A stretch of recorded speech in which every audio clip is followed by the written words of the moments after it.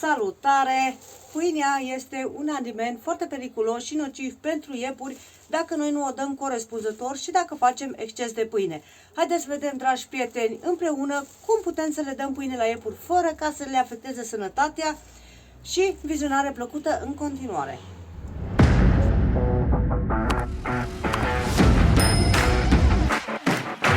Salutare, dragi prieteni, și bine ați venit! Tot mai mulți începem să creștem iepuri, fie ca să-i creștem de sacrificat sau îi creștem pur și simplu pentru frumusețe sau ca și animale de companie, la fel ca și în cazul nostru. După cum știm cu toții, iepurii mănâncă în mod normal grâu, porumb, floarea soarelui, în principiu cereale, ierburi, fân, dar și multe fructe și legume care sunt date ca și deliciu. Tot mai mulți începem să ne întrebăm dacă putem să dăm pâine iepurașilor, dar și cum putem să o dăm. Trebuie să știm, dragi prieteni, că în mod normal pâinea nu este bună ca să o dăm așa, cum vedeți aici, proaspătă. Pâinea, dacă nu este dată corect iepurilor, poate să ducă la diarii, dar chiar și decesul animalelor. Pentru că iepurii au altfel organismul față de noi oamenii și nu poate ca să digere practic pâinea proaspătă și despre asta o să vorbim un pic mai târziu. Pâinea trebuie să fie neapărat uscată. Dacă este pâine proaspătă, cum este aici, nu avem voie să dăm la iepuraș. Pâinea trebuie să fie neapărat uscată. Și acum vreau să vă arăt cum usc eu pâinea. Dacă este vară, atunci o pun undeva la soare la uscat, dar nu la razele soarelui directe. Dacă este iarnă, atunci o pun într-un coșuleț și o pun în bucătărie la uscat și așa o mai întoarcem din când în când și pâinea se uscă. Trebuie să fie pâinea uscată foarte, foarte bine. După aia putem să o păstrăm fie într-un coșuleț, fie într-o pungă, cum vedeți că am eu aici, de hârtie. Și vreau să vă arăt acum, pâinea trebuie să fie extrem de uscată și, vedeți, extrem de tare. Și așa putem ca să dăm la iepuri o dată sau de 2 ori pe săptămână. Pentru că iepurașii nu au stomacul ca și noi și nu poate să digere bine pâinea, pentru că pâinea conține mult zahăr, carbohidrați și mai conține și drojdie. Și organismul iepurilor este altfel și nu poate să digere bine pâinea. Dacă le-o dăm de 2 ori pe săptămână, este foarte bine, nu trebuie să facem exces de pâine și nu avem voie să dăm pâinea moale, pâinea care este moale, proaspătă, pâinea care este mucegăită, cu mucegai, alterată, nu mai avem voie ca să o dăm la iepuri pentru că fac diarie și poate să ducă chiar la decesul animalului. Nu avem voie ca să dăm pâine sau alimente de patiserie care, ați văzut, sunt cu mult zahăr, cu glazuri, cum ar fi cornuri sau diferite preparate de patiserie care mai sunt cu brânză sau cu multe nebunii înăuntru. Nu avem voie ca să dăm la iepuri. Pâinea de secară iară nu este așa bună pentru iepuri. Mai putem să dăm pâine cu semințe, cu multe semințe sau pâine simplă, chifle, cornuri, dar nu trebuie să fie cu cașcaval sau cu alte lucruri deasupra. În principiu pâine simplă care le dăm de maxim 2 ori pe săptămână și asta ca să fie foarte, foarte bine uscată. Să nu fie stricată, cum v-am zis mai devreme. Aveți grijă că dacă pâinea ați uscat-o odată și o țineți undeva unde este umezeală, pâinea se înmoaie și mucegăiește. Dar dacă noi ținem corect pâinea care este uscată, putem să o dăm mult timp la iepuri, doar ca să rămână foarte bine uscată și să nu fie mucegăită. Dacă în caz că mai puneți la uscat și nu este, cum s-ar zice, este prea multă umezeală și nu este ok, pâinea o să mucegăiască în timp ce se uscă, atunci o aruncați, nu mai dați la iepuri.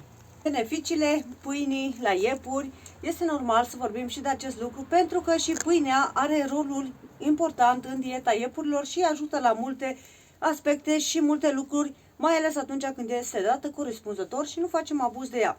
Trebuie să știm că o cantitate mare de pâine la iepuri nu le face bine, dar o să vorbim un pic mai târziu și despre asta.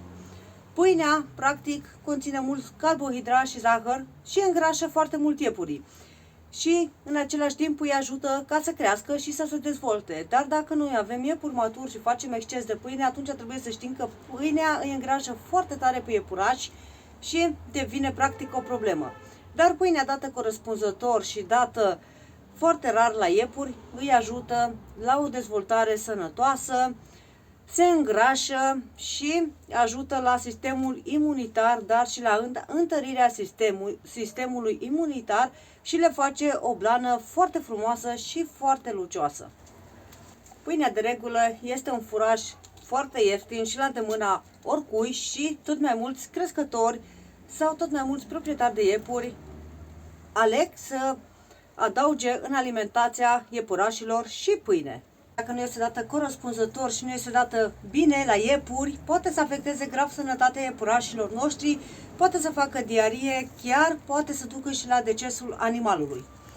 În principiu, afectează foarte grav dacă le facem exces de pâine, pentru că ei se îngrașă foarte tare și dau spațiul acela necesar încât să poată ei să facă mișcare și se îngrașă extrem de tare. Poate să mai afecteze și la dezvoltarea dinților, pentru că se roade foarte ușor, adică ei o rod foarte ușor și poate să le afecteze dantura, dar și musculatura de la dantură, adică de la maxilar. Poate să mai ducă la multe probleme, cum ar fi o digestie incorectă, le scade apetitul de a mânca, devin plictisiți și așa putem să afectăm grav sănătatea iepurașilor. Dacă vrem ca să nu afectăm absolut deloc sănătatea iepurașilor, este recomandat să dăm de 2 ori pe săptămână, cum am zis și mai devreme, și putem să facem un calcul. Dacă iepurașul nostru are undeva la 3 kg, putem să-i dăm 30 de grame de pâine. Asta înseamnă că per kilogram iepuraș, 10 grame de pâine ar fi cel mai ideal ca să îi dăm. Eu de obicei dau la iepurașii noștri câte o felie de pâine o dată sau de 2 ori pe săptămână. Nu facem exces și nu dăm mai mult. Trebuie să avem grijă că atunci când dăm pâine la iepuraș, trebuie să aibă apă, pentru că au nevoie de foarte multă apă în perioada când mănâncă pâine sau atunci când mănâncă pâine.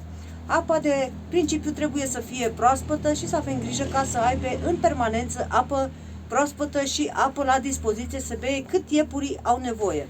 Deci da, după cum ați văzut, pâinea se poate da la iepuri dacă este dată corespunzător și dacă o dăm calculat și avem grijă practic de sănătatea iepurilor.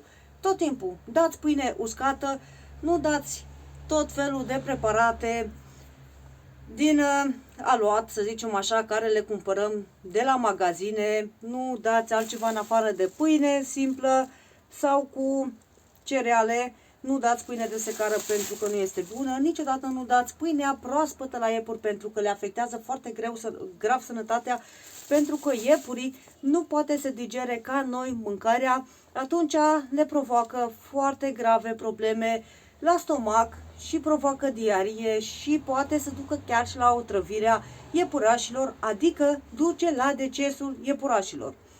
Nu dați pâine la pui de iepuri, mai ales atunci când aveți pui de iepurași, nu le dați pâine până iepurii nu ajung în jur de 2 luni, 3 luni, atunci puteți să începeți să le dați pâine un pic înmuiată și evident uscată, un pic înmuiată și după aia să le dați tot așa o dată de 2 ori pe săptămână. Nu faceți exces de pâine pentru că le afectează foarte grav sănătatea, chiar dacă noi nu ne dăm seama. Dacă dați pentru prima oară pâine la iepuri, urmăriți ca să vedeți cum este animalul dumneavoastră după ce ați inclus în dieta iepurașilor și pâine.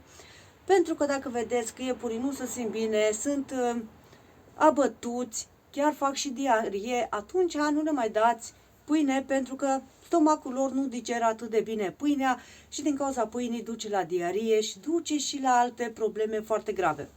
Pâinea totdeauna să fie uscată, să nu aibă, după cum v-am zis mai devreme, să nu fie mucegăită, să nu fie nici într-un fel. Pâinea trebuie să arate foarte bine și dacă dați practic o felie din asta de pâine de 2 ori maxim pe săptămână, dar nu odată, în zile separate, este suficient pentru iepuri. Nu trebuie să faceți exces de pâine la iepuri pentru că nu îi ajută la nimic, doar le face rău dacă noi facem exces de pâine. Aveți grijă pentru că pâinea îngrașă foarte tare iepurașii și aveți grijă câtă pâine hotărâți ca să dați iepurașilor. Dacă vrei și îți face plăcere, poți să-mi lași acolo jos în comentarii și să-mi spui dacă tu dai pâine la iepurașii tăi, dacă în caz că ai iepurași, sau dacă ai văzut pe cineva care le dă pâine la iepuri. Sper că v-a plăcut acest videoclip, care l-am făcut special pentru voi, ca să vedeți cum dăm noi pâinea la iepuri și la ce poate să ajute sau să afecteze pâinea la iepurași. Dacă vreți să-mi lăsați un like, să-mi lăsați un comentariu, pe mine m-ar ajuta foarte mult. Dacă vreți, puteți să distribuiți, să vadă și prietenii voștri la ce este bună pâinea și cum ajută pâinea la iepuraș și ce fel de pâine putem să dăm la iepuraș. Până data viitoare, dragi prieteni, aveți grijă de voi, de animăluțele voastre și de tot ce iubiți voi. Eu vă salut cu respect, v-am pupat, numai bine, ceau, ceau!